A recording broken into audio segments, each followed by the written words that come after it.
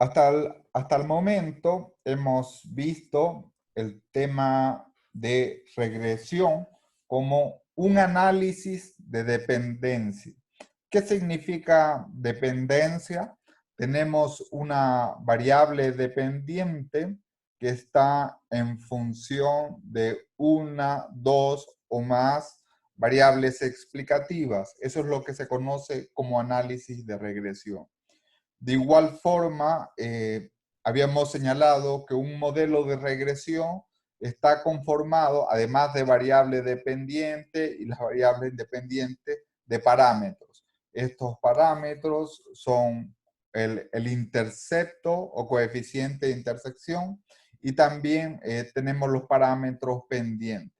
De igual forma, hemos señalado también que en un modelo de regresión hay un término de error. El nombre de ese error, sus sinónimos son términos de perturbación estocástica, residuos o errores. Y a partir de los errores del modelo econométrico hay un conjunto de supuestos que deben cumplirse. Uno de esos supuestos muy importante es el supuesto de la normalidad. ¿Qué implica supuesto de normalidad? Significa que los residuos o errores tienen una media igual a cero, tienen una varianza unitaria y constante, y que por lo tanto eso es lo que se conoce como con la propiedad del ruido blanco. ¿Okay? Entonces, ¿cuál es la importancia de que los errores tengan distribución normal? Si los errores tienen distribución normal, por lo tanto, los parámetros estimados del modelo también van a tener una distribución normal. Una distribución normal en torno a ¿qué? En torno al parámetro estimado y en torno a su error estándar. De igual forma, cuando se cumple el supuesto de normalidad, esto contribuye a que los parámetros del modelo cumplan con el supuesto de Gauss-Markov. Pero ahí es importante que para que se cumplan los supuestos del teorema de Gauss-Markov, se deben cumplir todos los supuestos econométricos. ¿Cuáles son esos supuestos econométricos? Primeramente, debe existir normalidad en los errores. Los errores no deben estar correlacionados entre sí, es decir, la covarianza entre errores es igual a cero. Por otra parte, no existe multicolinialidad. ¿Qué significa eso? Significa que las variables explicativas no están altamente correlacionadas o no existe una alta dependencia entre ellas, es más bien hay una independencia. Y de igual forma se asume de que la varianza del error del modelo, por lo tanto, es homocedástica. ¿Qué significa homocedástica?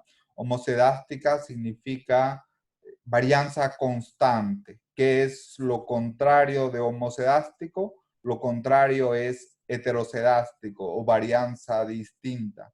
Y eso, si un modelo no cumple con estos supuestos econométricos, por lo tanto, no se cumplirá el teorema de Gauss-Markov. Y el teorema de Gauss-Markov básicamente señala que una vez que se han cumplido todos los supuestos, por lo tanto, los parámetros son los mejores estimadores lineales insesgados. Eso es lo que se conoce con el nombre de parámetros Meli. Entonces, aquí tenemos un primer supuesto que se debe cumplir, es que el error debe estar normalmente distribuido con media cero y con varianza constante. Esto es el supuesto de normalidad. Y por lo tanto, si esto se cumple, los parámetros del modelo también van a tener una distribución normal. ¿Cuáles son los parámetros del modelo? Es el intercepto, llamemos beta 0, es el coeficiente es la pendiente, perdón, la pendiente de una variable explicativa, o las pendientes de otras variables explicativas en caso que existan. Entonces, este es un supuesto importante y esto significa de que si se cumple el supuesto de distribución normal en los errores, los parámetros betas, hablamos de beta 1, beta 2, K parámetros beta, van a tener, por lo tanto, una distribución normal donde el parámetro estimado va a estar distribuido en función del verdadero parámetro beta y en función de la varianza del parámetro estimado. Aquí estamos diciendo que ese parámetro que no conocemos, porque es poblacional, va a estar directamente ligado a lo que es el parámetro estimado y por lo tanto la varianza del parámetro va a estar relacionada con lo que es la varianza del parámetro estimado. Otro punto importante es que en la econometría se convierte en una herramienta para la economía, para las finanzas, para darle el rango de ciencia. Cuando nosotros, por ejemplo, estamos enfermos en ciencias de la salud, para poder confirmar o descartar una enfermedad, lo que hacemos es ir al médico. Luego, lógicamente, el médico verifica o no a través de pruebas de laboratorio. Y en esa analogía, las pruebas de hipótesis en economía y finanzas son las pruebas de laboratorio de ciencias de la salud. Y una prueba de laboratorio es la prueba T. ¿Qué hacemos con la prueba T? La prueba T nos permite saber si una variable influye sobre otra variable, una variable explicativa sobre una variable dependiente, pero solamente lo puede hacer de manera individual. ¿Qué significa de manera individual? Coeficiente por coeficiente. Por lo tanto, la prueba T nos permite realizar pruebas de hipótesis de manera individual. Y estas pruebas de hipótesis pueden ser de una cola o también pueden ser de dos colas. De forma tradicional, la hipótesis nula que se plantea es que el verdadero valor del parámetro es igual a cero. ¿Y qué es la hipótesis alternativa? Lo contrario. Lo contrario significaría que es diferente de cero.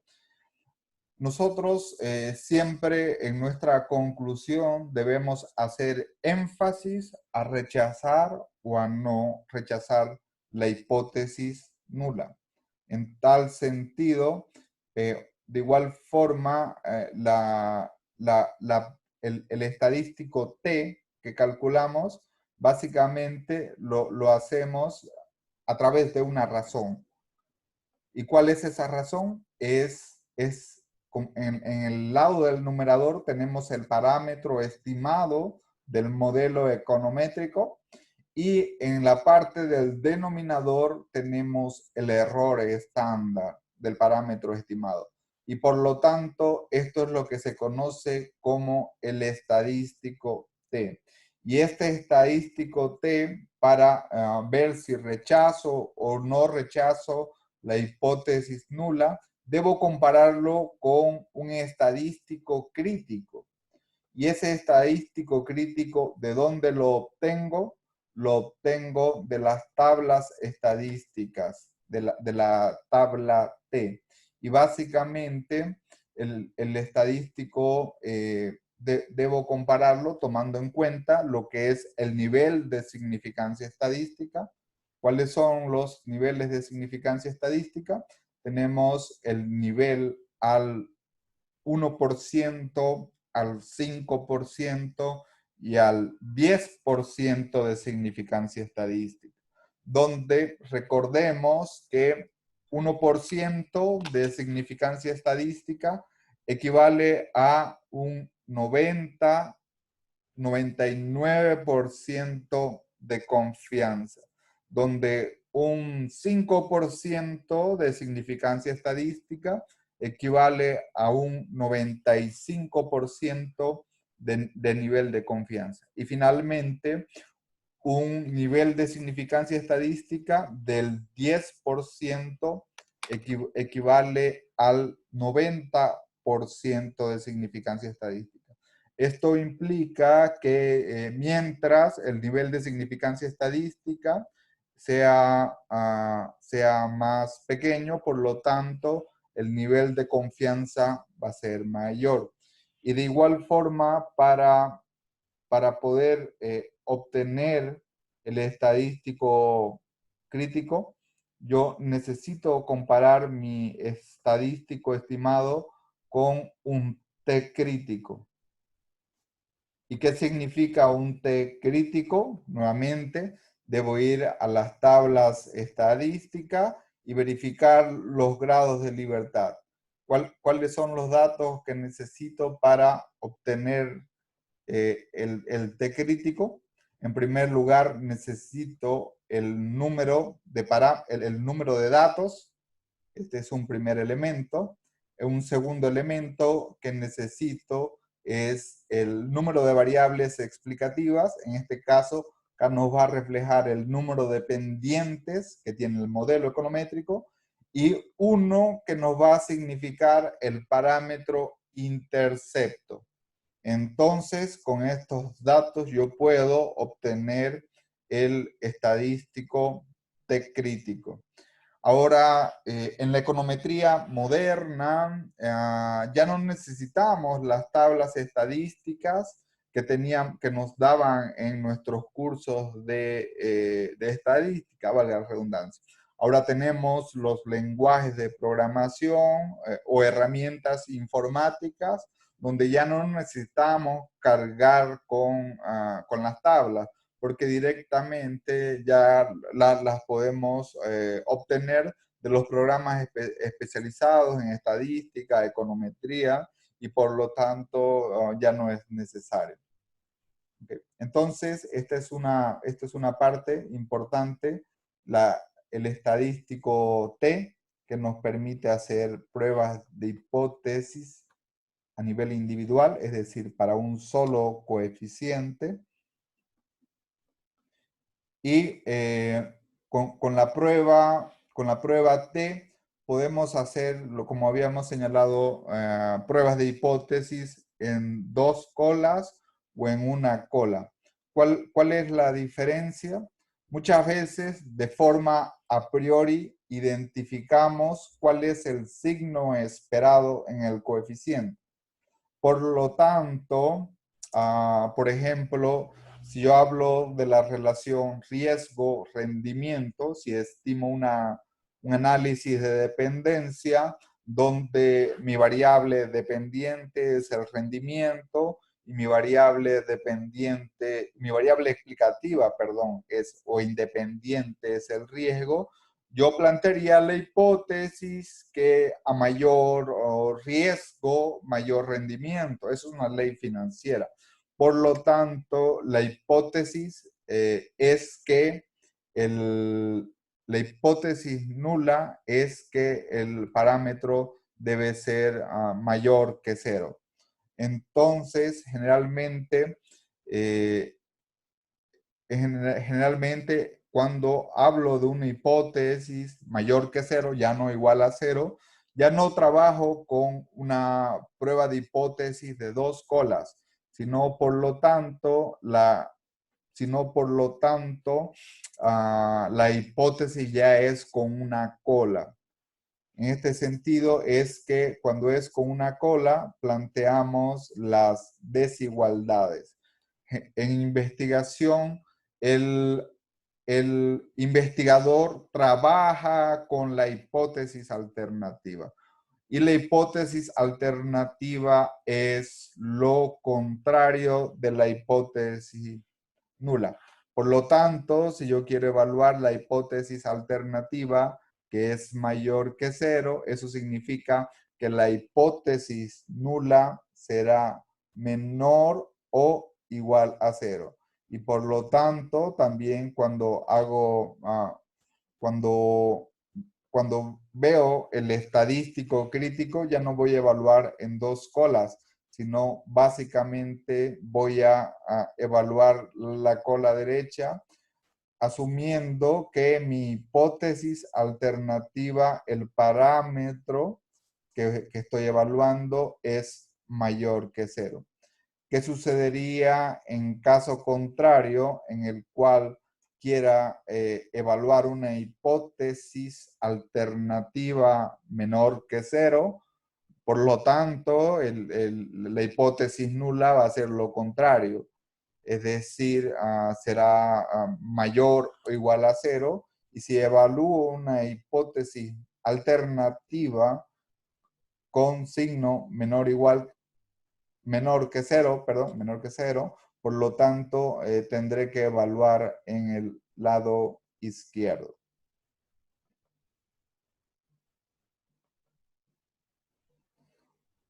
Entonces, en resumen, cuando evaluamos pruebas de hipótesis con dos colas, cuando la hipótesis nula asumimos que es igual a cero y la hipótesis alternativa es diferente de cero. Cuando evaluamos hipótesis nula con una cola, ahí depende qué nos diga la teoría. Si la teoría nos dice que las variables X sobre Y o el impacto que tiene sobre Y es positivo, por lo tanto, mi hipótesis alternativa ya no va a ser la hipótesis nula, va a ser que es mayor que cero. Y en consecuencia, la hipótesis nula va a ser lo contrario de la hipótesis alternativa y por lo tanto, cuando evalúo el signo es cuando debo trabajar con una cola.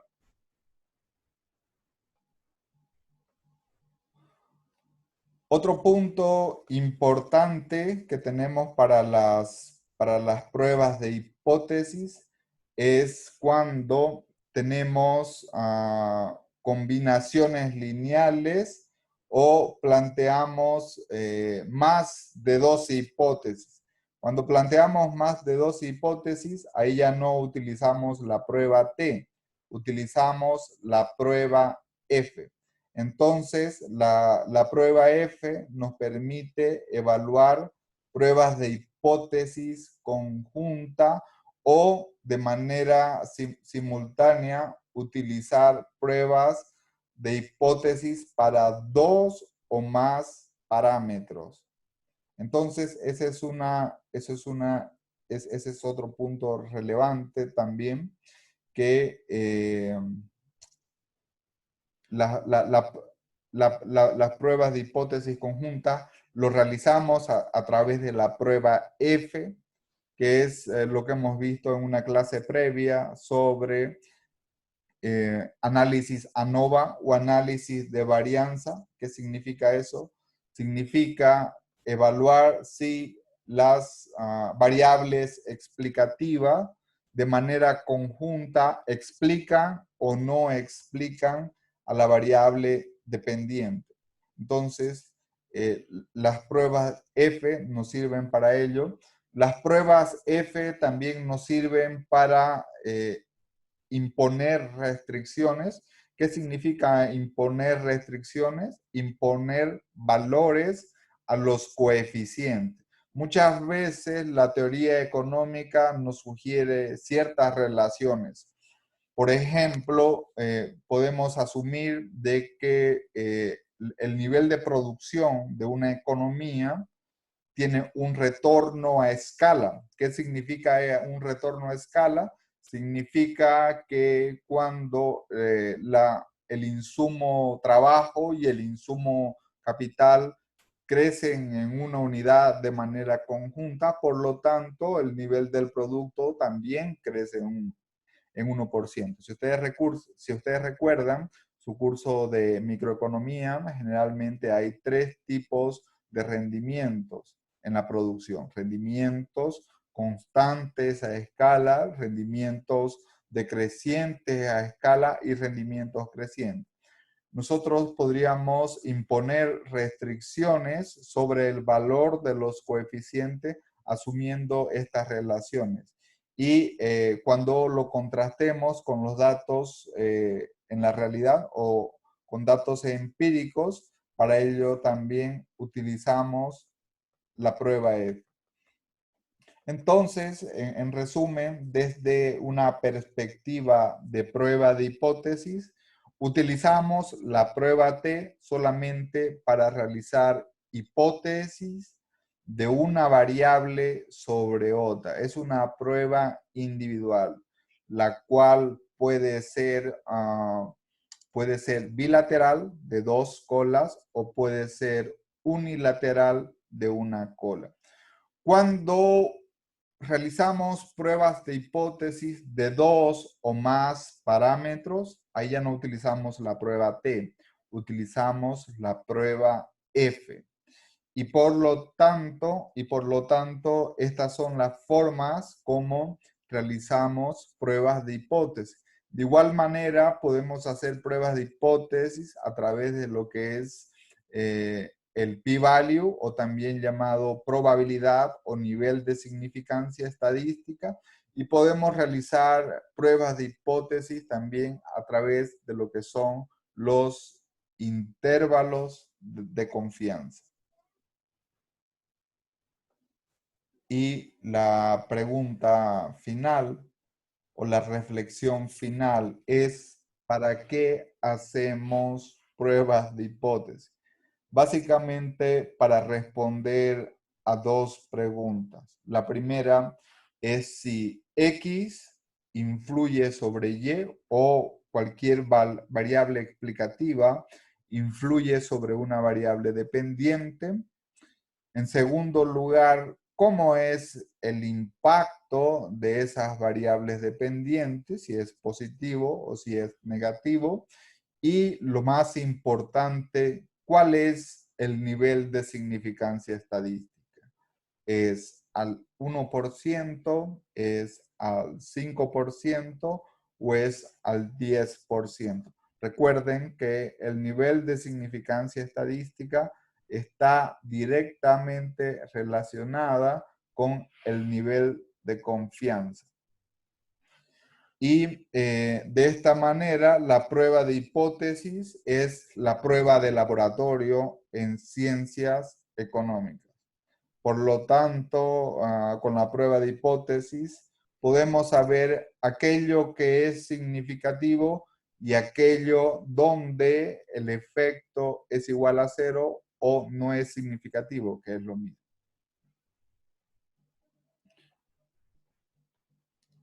Muy bien, compañeros, entonces con esto vamos a cerrar esta lectura introductoria que está orientada a lo que es las pruebas de hipótesis e inferencia en econometría, utilizando la prueba T y utilizando la prueba F. Nos vamos a ver en la misma sesión, a esta misma hora y por este mismo canal.